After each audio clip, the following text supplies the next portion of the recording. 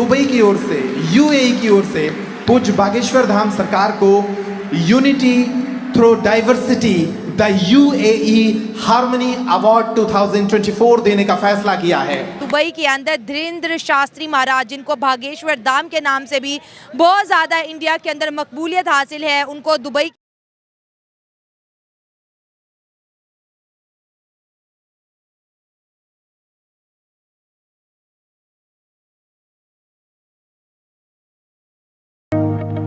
बल्कि उन्होंने तो जय श्री राम का नारा तक लगा दिया। सनातनी लोग बहुत ज्यादा ह्यूमैनिटी पे बिलीव करते हैं, ह्यूमैनिटी फर्स्ट का नारा लगाते हैं, अपने खुशी में भी दूसरों के दुख और गम को शरीक करते हैं सनातनी। यूएई में भी, जो कि हमारा एक ब्रादर मुस्लिम मुल्क है, वहां पर भी अब हमें पाकिस्तानियों को, जो पहले मजदूर हमारी जो मैन पावर जाती, वो भी अब खतरे में पड़ते नजर आ रहे हैं, क्योंकि जो हमारा मजदूर तबका है उसको भी वीजे उन्होंने कम देने शुरू कर दिए हैं। हम क्योंकि इंसान को इंसान नहीं समझ रहे हैं, हर कंट्री इस्लाम को बैन कर रही है। आप एक दफा सोचो तो सही कि कसूर इस्लाम का है या मुसलमानों का है। एज अ मुस्लिम कंट्री जो है, क्योंकि अगर तो हमें समझ में आती कि ये हिंदू कंट्री है तो वो उसका हमें आई थिंक क्योंकि इतना फ़र्क ना पड़ता, लेकिन ये इंतहाई दुख की बात है कि एक मुस्लिम कंट्री बजाय के मस्जिद बनाए, बजाय के मदरसा बनाए जिससे इस्लाम की जो है वो दावत लोगों में फैले, तो वो एक ऐसी जगह, ऐसे मंदिर को जो है ना वो बनाने के लिए सपोर्ट कर रहा है,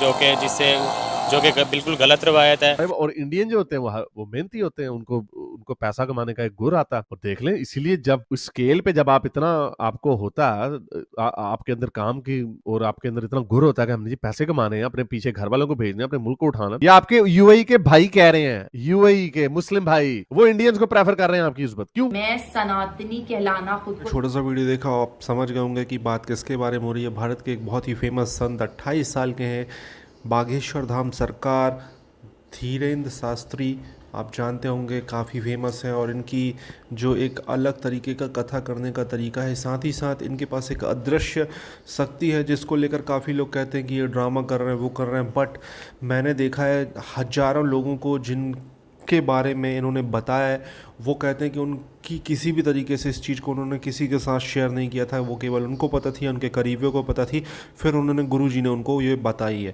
पहले पूरा वीडियो देखते हैं। दुबई में शास्त्री जी का जलवा देखकर तो हमें बहुत गर्व हो रहा है, सनातन के लिए ये इतना कुछ कर रहे हैं, ऑब्वियसली एक बहुत गर्व की बात है। पहले पूरा वीडियो देखते हैं। जय हिंद। महाराज, जिनको बागेश्वर धाम के नाम से भी बहुत ज़्यादा इंडिया के अंदर मकबूलियत हासिल है, उनको दुबई के अंदर इनवाइट किया जाता है और उनको रिसीव करने के लिए शेख फैमिली से डॉक्टर अबू अब्दुल्ला आते हैं, उनको अपनी लग्जरी गाड़ी में बिठाते हैं और गाड़ी खुद ड्राइव करते हैं। और उनकी आमद पे जो है ना दुबई बहुत ज़्यादा खुश होते और कहते हैं कि हिंदुज़म का जो पीस और लव का जो पैगाम है, आए सब इसमें मिल के जो है कॉन्ट्रीब्यूट करते हैं। दूसरी जानब खबर ये आ रही है, अफवाह ये आ रही है कि दुबई जो है 42 एज के जो मैन है पाकिस्तान, उनको बैन करने वाला, 18 से 42 साल के, क्योंकि वजह यह है कि पाकिस्तान के मौशी हालात बहुत ज़्यादा ख़राब हो चुके हैं और आवाम जो है पाकिस्तान छोड़कर अपने करीबी हमसाया ममालिक की तरफ शिफ्ट हो रही है। बात ये करेंगे कि दुबई का जो बिहेवियर है पाकिस्तान और इसके साथ साथ उनकी जो कहते हैं ना ख़ास किस्म की अट्रैक्शन है इंडिया के लिए, इसके ऊपर पाकिस्तानी आवाम, पाकिस्तानी यूथ से बात करेंगे। लेकिन आप दोस्तों से एक ही रिक्वेस्ट रहती है कि दोस्तों वीडियो हमारे साथ पूरा देखा करें, चैनल को सब्सक्राइब करें। दोस्तों, आज हमारे साथ जो है नाइला खान मौजूद है और आज का वीडियो बहुत ज़्यादा इंपॉर्टेंट है क्योंकि आज का रिएक्शन जो है नाइला के रिक्वेस्ट पे रिकॉर्ड किया जा रहा है। बिल्कुल, मैंने शाया को बोला था कि यार आज के टॉपिक में मैं ज़रूर बात करना चाहूँगी और मैं स्टार्ट करूँगी धीरेन्द्र शास्त्री महाराज जी से। जिस तरह से दुबई में उनका ग्रैंड वेलकम किया गया, उनको उनको मालाएँ पहनाई गई हैं, ठीक है, और वहाँ के जो शहजादे हैं वो खुद आए उनको रिसीव करने। ऐसे जस्ट PM के लिए होता है और वो भी इंडिया के PM के लिए हमने देखा था और इमरान खान को देखा था। और यार मैं बताऊं, उनके महाराज जी का इसलिए उन्होंने इतना आला वेलकम किया है क्योंकि वो कभी भी हमने नहीं देखा कि किसी ने भगवा कलर का गले में दुपट्टा पहना है, ठीक है, और कहीं पे भी बॉम्ब ब्लास्ट कर दिया या कुछ भी ऐसा वैसा आतंकी माहौल जिसे बोलते हैं ना, इन्वायरमेंट क्रिएट किया, कभी भी नहीं देखा। वो मौलाना के क्यों नहीं उस तरह से रिस्पेक्ट करते, मैंने तो कभी भी नहीं देखा। वो जिसकी दाढ़ी देखते हैं, जिसकी शलवार कमीज देखते हैं, उसकी सबसे पहले चेकिंग की जाती है कि यार इस बंदे को तो चेक करो, चाहे वो बिल्कुल इंसान हम जैसे सिंपल होगा, लेकिन वो दाढ़ी की वजह से उसकी ना सिर्फ दुबई के अंदर बल्कि दुनिया के हर एयरपोर्ट के अंदर उसकी खास किस्म की जो है जिसका हुलिया मौलाना की तरह होता है उसकी खास चेकिंग होती है। जिसके मुंह पे दाढ़ी होती है ना उसको तो वो छोड़ते ही नहीं है। ठीक है। और अभी भी एक बहुत ज़्यादा वायरल हुआ था पता नहीं किस कंट्री में कि जितने भी मुस्लिम लोग हैं वो अपनी दाढ़ियों को हटाएंगे, टोपी नहीं पहनेंगे, पैंट शर्ट पहनेंगे। तो इतना कुछ किया जाता है। दुख होता है यार कि सभी एक तरह नहीं होते, लेकिन इन्होंने अपना इमेज खुद इस तरह। और अभी एक और खबर बहुत ज़्यादा वायरल हुई है कि यार जो इंडियंस लोग हैं उनकी दुनिया इस वजह से भी रिस्पेक्ट करती है, उनको अपनी कंट्री में आने की परमिशन देती है। लोग उनको वीज़े फ्री कर देते हैं कि भाई इंडियंस लोग बिना वीज़े के आए। उन्हें पता है कि जो इंडियंस लोग आएंगे वो हमारी कंट्री के लिए कंट्रीब्यूट करेंगे, वो हमारे जो डॉलर्स हैं उसको मजीद आगे करें, वो हमें बिजनेस देंगे, वो हमें अच्छे अच्छे आइडियाज़ देंगे, जिस वजह से लोग चाहते हैं कि वो हमारी कंट्री में आए। और अभी एक खबर भी तो आई है कि अमेरिका के अंदर जो है सेकंड नंबर पे जिन सीईओ की सबसे ज़्यादा हाई सैलरी है वो इंडियन है। देखो वो कितनी प्राउड की बात है। और अभी एक और भी हम देख रहे थे कि चांद स्पेस में जाके उन्होंने अपना तिरंगे को लहरा दिया है। तो ये इंडियंस ही कर सकते हैं। जो हमारे पाकिस्तान में करंटली इश्यूज़ है ना, इकोनॉमिकल क्राइसिस है, दूसरी जो है ना पॉलिटिकल इंस्टेबिलिटी है। तो ये दो मेन रीज़न है जिसकी वजह से मतलब पाकिस्तान की इकोनॉमिकली सिस्टम वगैरह जो है ना बहुत वीक है, जिसकी वजह से वो मतलब दुबई वाले जो है ना पाकिस्तान की वीज़ा वगैरह जो उसको रिजेक्ट करता है। इसके अलावा अगर पाकिस्तानियों के वहाँ पर जो कारनामे हैं उनको देखा जाए तो वो भी तो कुछ अच्छे नहीं होते ना। हाँ ये बात तो है, पाकिस्तान के लोग तो मशहूर है ना हर जगह में फ्रॉड वगैरह करना, स्कैम करना वगैरह वगैरह। तो इसकी वजह से भी ये भी एक मतलब एक इम्पॉर्टेंट रीज़न है जिसकी वजह से वो वीज़ा पाकिस्तानी लोगों को नहीं देते।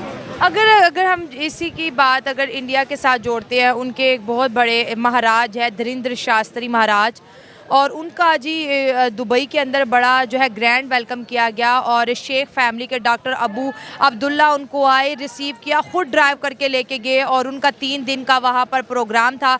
और वो इतना खुश हुए कि आपके जो लव और पीस के मैसेज को जो है ना हम बहुत ज़्यादा प्रेस करते हैं, आए मिल के सेलिब्रेट करें। तो दुबई जो है वो हिंदुइज़्म और इंडिया की तरफ बहुत ज़्यादा जो है ना झुक रही है। तो अगर हम बात करें इंडिया की, तो इंडिया की इस कंपेयर टू पाकिस्तान, इंडिया जो है ना अभी इकनॉमिकली एंड पॉलिटिकली बहुत स्ट्रॉन्ग है। पॉलिटिकली तो इतनी स्ट्रॉन्ग नहीं है, लेकिन उसकी आईटी सिस्टम अगर हम देखें पॉलिटिकली भी स्ट्रॉन्ग है। जो भी वज़ीर आज़म आता है अपना ड्यूरेशन पूरा करके जाता है। लेकिन आजकल वहाँ पे भी बहुत से मतलब पॉलिटिकली इश्यूज वगैरह चल रहे हैं। इशू चल रहे हैं। हाँ इशू चल रहे हैं। लेकिन अगर हम दूसरी तरफ उसकी बिजनेस के रिलेटेड वगैरह उसको चेक करें तो वो बहुत स्ट्रॉन्ग है। उसकी आईटी सिस्टम वगैरह बहुत स्ट्रॉन्ग है, वहाँ पे बिजनेसेस वगैरह बहुत स्ट्रॉन्ग है। और इसके अलावा दुबई और इंडिया के दरमियान जो है ना फ्री ट्रेड सिस्टम है, उसके दरमियान जो है ना मुआहदे वगैरह बहुत अच्छे हैं। तो इसकी वजह से फर्स्ट ऑफ ऑल अगर हम पाकिस्तान के हवाले से देखा जाए तो हम सिर्फ इस हद तक होता है कि हमने वहाँ जाके कुछ नौकरियाँ करनी है, या हमारी जो गवर्नमेंट्स हैं या हमारे जो हाई ऑफिशियल्स हैं उनकी सिर्फ यहाँ तक होती है कि आप हमारे पास इन्वेस्टमेंट्स लेके आएँ, और उनका जो फ़रोग होता है, अगर आप जो आपने बात की इंडिया